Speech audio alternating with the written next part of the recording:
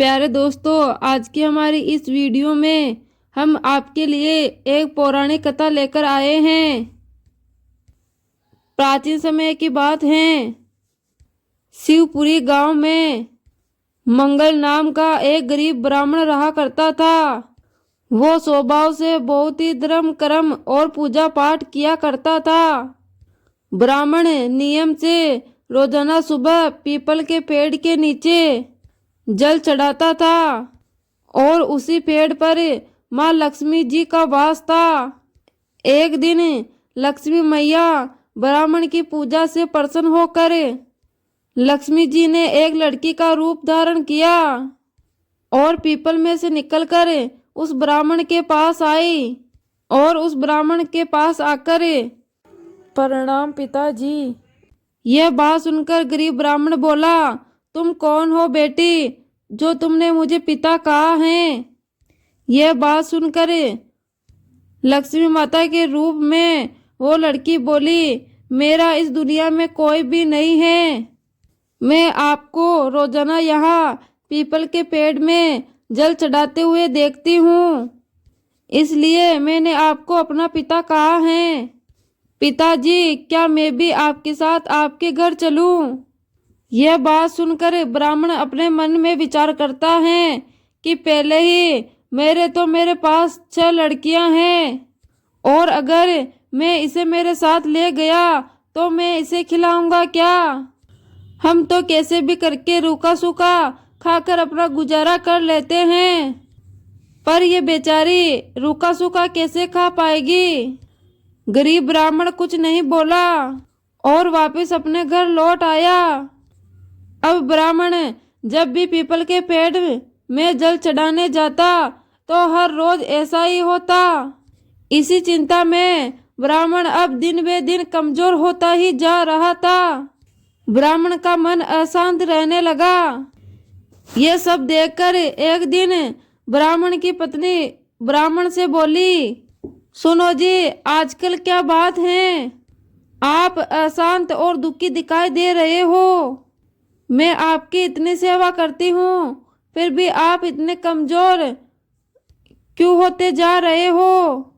इसका क्या कारण है? आपको मन ही मन में कौन सी चिंता सता रही है? मुझे कहिए, शायद मैं आपकी कोई सहायता कर दूं। अपनी पत्नी की बात सुनकर ब्राह्मण बोला, यशोदा, मैं जब भी पीपल के पेड़ पर जल चढ़ाने जाता हूँ तो उस पीपल के पेड़ में से एक लड़की निकलकर आती है और मुझे बड़े प्रेम से पिताजी कहकर बुलाती है और रोजाना मेरे साथ घर आने की बात कहती है। अब तुम ही बताओ, अब उस कन्या को हम अपने घर ले आए तो उसे हम क्या खिलाएंगे और उसकी क्या सेवा करेंगे? ये बात सुनकर यशोदा बोली, अजी, तो ये चिंता करने की क्या बात है? हमारे पहले ही 6 लड़कियां हैं, उसकी आते ही हमारे घर में 7 लड़कियां हो जाएगी तो कोई बात नहीं। उन्होंने आपको कितने प्यार से अपना पिताजी कहा है, तो अब वो हमारे यहाँ आएगी तो अपना भाग्य साथ लेकर आएगी, इसलिए कल आप उसे अपने साथ ले आना। फिर अगले दिन ब्राह्मण जल चढ़ाने गया तो वही कन्या वापस आई और वापस ब्राह्मण के साथ चलने के लिए कहा, तो ब्राह्मण लड़की को अपने साथ घर ले आया। ब्राह्मण जिस दिन उस लड़की को अपने घर लाया उसी दिन से ब्राह्मण के दिन बदलने लग गए। ब्राह्मण अपनी पत्नी को बोलता, यशोदा, तुम्हें पता है, भिक्षा की जगह 1 या 2 कटोरी मुझे मिलता था, आज मुझे बोरी भरकर आटा चावल मिला है। यशोदा, मुझे तो लगता है ये लड़की हमारे लिए देवी लक्ष्मी का रूप बनकर आई है। वैसे हमारी सब बिटिया बाहर खेल रही हैं, लेकिन हमारी सुमन बिटिया कहाँ है? यशोदा बोली, रसोई में जबरदस्ती खाना बनाने चली गई है। मैंने बोला, तू अभी बहुत छोटी है, तेरा हाथ जल जाएगा, पर वो नहीं मानी। हम सबके लिए भोजन बना रही हैं। अपनी पत्नी की ये बातें सुनकर मंगल ब्राह्मण बोलता है, अच्छा तो मैं जल्दी से हाथ मुंह धो लेता हूँ। अपनी सुमन बिटिया के हाथ का गरम गरम भोजन खाऊंगा। सुमन बिटिया ने गूंदने के लिए आटा निकाला तो आटे की परात अपने आप भर गई। वो कन्या जिस किसी चीज को हाथ लगाती वो चीज दुगनी हो जाती। कन्या रूपी लक्ष्मी ने कई प्रकार के भोजन बना दिए। सभी ने उस दिन भरपेट भोजन किया। ब्राह्मण बोलता है, सुमन तुमने तो बहुत ही स्वादिष्ट भोजन बनाया है। फिर सुमन बोलती है, पिताजी आप थोड़ी सी दाल और ले लो। सब भोजन कर चुके थे। थोड़ी देर बाद ब्राह्मणी का भाई मिलने गया। यशोदा बहन कहाँ हो? अरे परमेंद्र भैया आप? हाँ, वो गांव में थोड़ा जरूरी काम था, इसलिए सोचा यशोदा बहन से मिलता हुआ चलूं। तुम बैठो, मैं तुम्हारे लिए पानी लाती हूँ।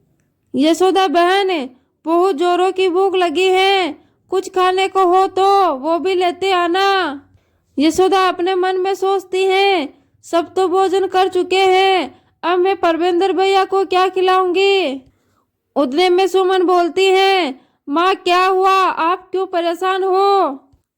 यशोदा बोली, बेटी तेरे मामा आया है और रसोई में कुछ भी खाने को नहीं है, और अब भैया को क्या दूं? उन्होंने खुद से भोजन की इच्छा जताई है। सुमन बोली, माँ आप चिंता मत करो, मैं अभी कुछ करती हूँ। सुमन तो साक्षात माता देवी लक्ष्मी थी। वो रसोई में गई और अपने मामा के लिए स्वादिष्ट पकवान बनवा लाई। उसके मामा ने खुशी खुशी भोजन किया। शाम हुई तो सुमन ब्राह्मणी से बोली, माँ आप दिया जलाकर यही कोठरी में रख दो, आज मैं यही कोठरी में सोऊंगी। यशोदा बोली, पर सुमन बेटी तुम अभी बहुत छोटी हो, यहाँ कैसे सो पाओगी? तू डर गई तो? सुमन बोली, माँ आप चिंता मत करो, मैं नहीं डरूंगी। यशोदा को समझा करे सुमन बनी माँ लक्ष्मी कोठरी में ही सो जाती हैं। आधी रात को सुमन के रूप में माँ लक्ष्मी उठी और चारों ओर कोठरी को देखने लगी, और देखते ही देखते कोठरी में धन दौलत अनाज के भंडार भर गए। माँ लक्ष्मी अपने देवी रूप में आ गई और वहां से जाने लगी। तभी ब्राह्मण ने उन्हें आवाज लगाई, देवी लक्ष्मी आप मेरे घर में कन्या के रूप में एक बेटी बनकर आई, और मैं इतना अभागा जो आपको पहचान भी नहीं सका। हे लक्ष्मी माँ हम पर कृपा करो। यशोदा भी बोलती हैं, हे देवी लक्ष्मी हमसे कोई भूल हुई हो तो हमें क्षमा करना। लक्ष्मी मैया बोली, तुम दोनों ने तो मेरी खूब सेवा की है, और तुम दोनों की सेवा से मैं बहुत ही प्रसन्न हूँ।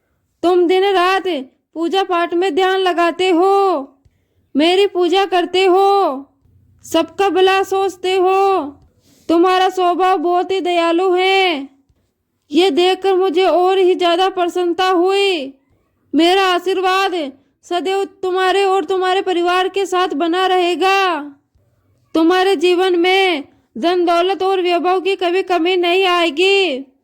अपना आशीर्वाद देकर देवी लक्ष्मी वहां से अंतर्ध्यान हो जाती हैं, और उसी दिन से ब्राह्मण के परिवार में खुशियों का वास हो गया। एक समय की बात है, भगवान विष्णु का मन शेषनाग पर बैठे बैठे बहुत उदास हो रहा था। उन्हें धरती पर घूमने की बहुत इच्छा हुई और वो अपनी यात्रा के लिए तैयारी करने में लग गए। स्वामी को तैयार होता देखकर लक्ष्मी माता ने स्वामी से बोला, अरे स्वामी आज सुबह आप तैयार होकर कहाँ जाने की तैयारी कर रहे हो? लक्ष्मी माता की बात सुनकर विष्णु जी बोले, देवी लक्ष्मी पता नहीं मन क्यों उदास है, इसलिए मैं धरती लोक पर भ्रमण करने के लिए जा रहा हूँ।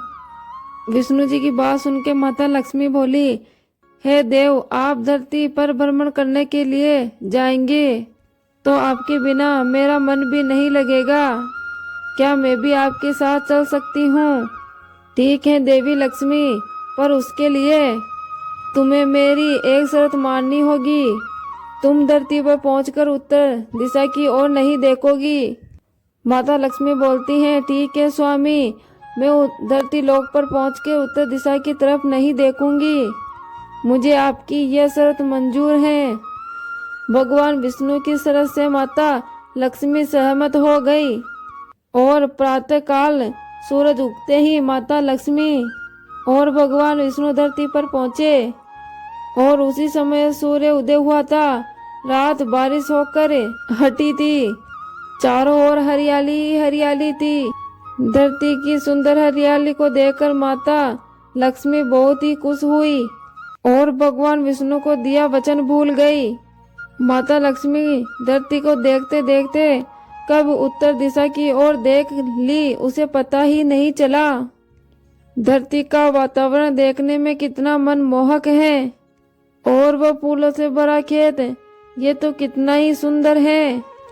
और मन में सोचती हैं, यदि मैं इन फूलों को तोड़ लूं। और माता लक्ष्मी उत्तर दिशा में उन फूलों को तोड़ने चली जाती हैं और फूल तोड़कर अपने स्वामी के पास ले आई। जब माता लक्ष्मी विष्णु जी के पास आई तो भगवान विष्णु की आंखों में आंसू थे। अरे स्वामी जी, आपकी आंखों में ये आंसू क्या हुआ स्वामी? कहीं मुझसे कोई गलती तो नहीं हो गई? बताइए स्वामी, मेरे से क्या हो गया?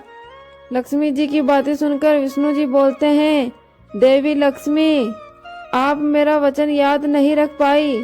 शर्त के अनुसार आपको उत्तर दिशा में नहीं देखना था और साथ ही साथ आपको ये भी सोचना था कि किसी की कोई भी वस्तु को कभी भी किसी से बिना पूछे नहीं लेना चाहिए।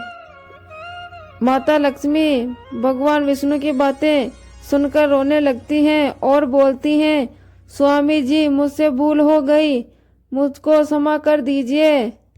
देवी लक्ष्मी, आपने जो भूल की है उसकी सजा तो आपको भुगतनी ही होगी। जिस माली के खेत से आपने बिना पूछे फल तोड़े हैं और ये भी एक प्रकार की चोरी ही है। इसलिए देवी लक्ष्मी जी, आप 3 वर्ष तक माली के घर ही रहेगी। इसके बाद मैं स्वयं आपको बैकुंठ वापस बुला लूंगा। जैसी आपकी आज्ञा स्वामी। माता लक्ष्मी ने चुपचाप अपना सिर झुकाकर प्रभु का वचन स्वीकार कर लिया और भगवान विष्णु वापस बैकुंठ लौट गए। माता लक्ष्मी ने एक गरीब लड़की का रूप धारण कर लिया। खेत का माली का नाम मदन था। उनकी पत्नी, 2 बेटे और 3 बेटियां थी। सभी लोग उस छोटे से खेत में काम करके अपना गुजारा किया करते थे। खेत के पास ही मदन की झोपड़ी थी। माता लक्ष्मी मदन की झोपड़ी पर जाती हैं। मदन लड़की को देखकर पूछता है, तुम कौन हो बेटी और इस समय तुम्हें क्या चाहिए? मैं तुम्हारी क्या मदद कर सकता हूँ? तभी लक्ष्मी माता बोलती हैं, मेरा नाम लक्ष्मी है और मैं एक गरीब लड़की हूँ और मेरी देखभाल करने वाला कोई नहीं है। मैंने कई दिनों से कुछ भी नहीं खाया। मुझे कोई काम दे दो और मैं तुम्हारे घर का काम भी कर दिया करूँगी। बस मुझे अपने घर के एक कोने में आसरा दे दो। मदन बहुत ही अच्छे दिल का आदमी था।